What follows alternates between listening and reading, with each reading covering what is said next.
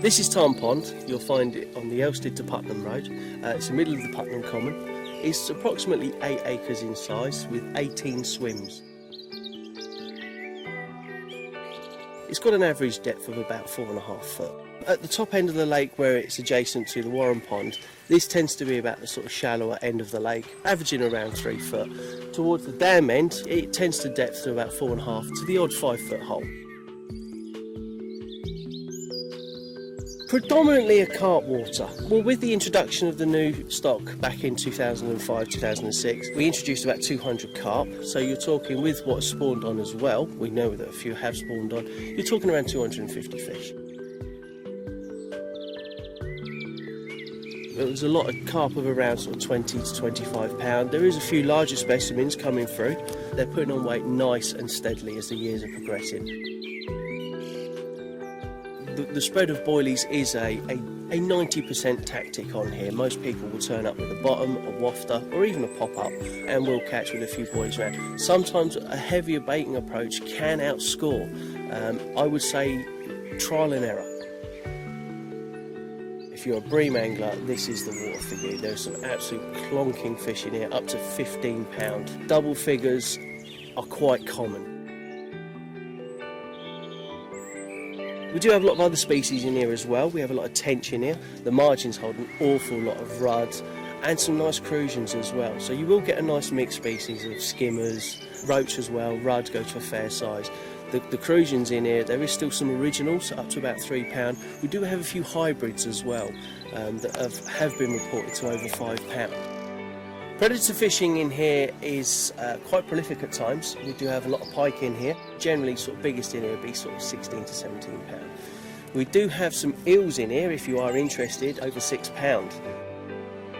We've got one main car park on the Putnam Common there, which is right beside the lake. It does have height barriers, so please be aware if you've got a high vehicle.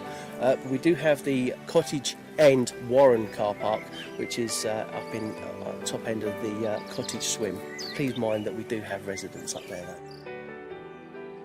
Once you've parked up into the car park, walk down the slope, and if you turn right, you'll come into Peg 1, otherwise known as the outlet. If you place a bait close into the outlet, you've got a depth of about 4 or 5 foot. The dam wall you can't fish off, but from Peg 1 you can fish close up to the dam wall, but it pays not to be too close as there is a few snags and twigs in the lake. Moving along the bank, you come to Peg 2, the Twin Oaks. 2 to 3 foot into the edge, towards the middle of the lake, you've got about 4 or 5 foot again. It's a very gradual slope. Peg 3 is the disabled swim. It is a larger disabled peg, perfect for the wheelchair angler. Bream fishing from that peg is an absolute cracker. Fish on the feeder with maggot, sweet corn, it will always produce fish. Peg 4, we do have the old riverbed that runs through it, about a third of the way out at about 4 foot. It would pay to be in it or just shy of it. Most presentations will catch, try everything. On each day, everything in here will work, whether it be boilies, pellets, sweet corn, even the odd piece of plastic will catch you some fish out here. Peg 5 is the single disabled. You'll see that because it has the logs around it. Anyone who wants to come and just wet a line with a float or a pole or even a whip, it's a perfect little swim for them. Peg 6 and 7, again, nice if you're with a mate, you've got one in each swim, a couple of rods out, again, halfway with a few boilies, a bit of a scattering. Number 7 is also known as the bog. The bog swim, you've got a couple of trees onto the left. Always worth having a bait on there. The fish cruise in and out of that boggy area quite often. Be on them rods because on that bush line there, the fish will bolt straight in. Despite being a uniform lake, moving to where the fish are can pay dividends. You will see them bosh about, you will see them fizz, you will see them cruising around.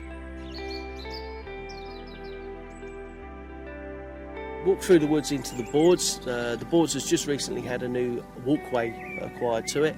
The Boards is a nice secluded, you don't have anyone crossing lines or anything like that. There is nowhere to peg your stuff down, but a quick overnighter in there with a light brolly is always comfortable. This tends to be the halfway point of where the fish are moving up to the shallow or the deeper end of the lake, and it's a nice ambush point. The cottage swim, again, is a nice secluded little swim. It tends to be a lot shallower up this end, about 3 foot. Can be a bit more siltier due to all the trees on the dam. In the winter time it can be a prolific spot. Moving across the dam, you then come to the log swim, number 10. The log swim again is a single, very tight little swim. You've got the inlet from the Tarn Pond, always pays to have a bait relatively close to it. Moving on, you come to the high banks 1 and high banks 2. You get a good view from a lot of the lake here. In the high banks 2, you've got a nice area out to your left here where the rod in there is always worth a shout. You do have to walk round into the woods over a little bit of a stream, but as you come down towards back to the lake, you come to what we call the open beach. The open beach is again another halfway point opposite the boards. A halfway out chuck will put you into an area that is quite common for fish passing through.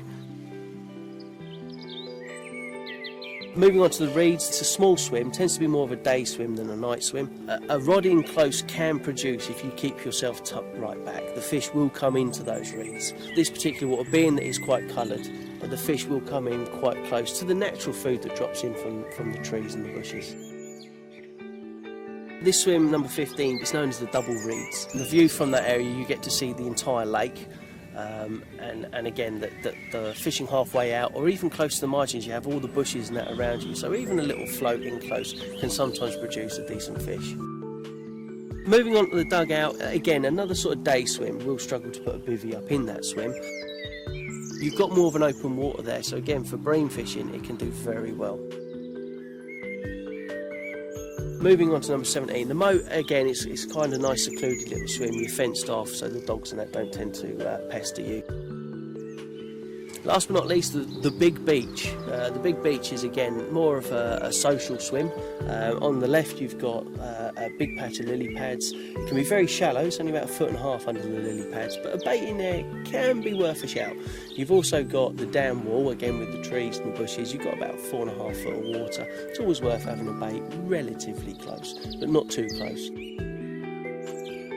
It's an idyllic, tranquil area. Even though the public do have access to walking around here, most people walk around very friendly.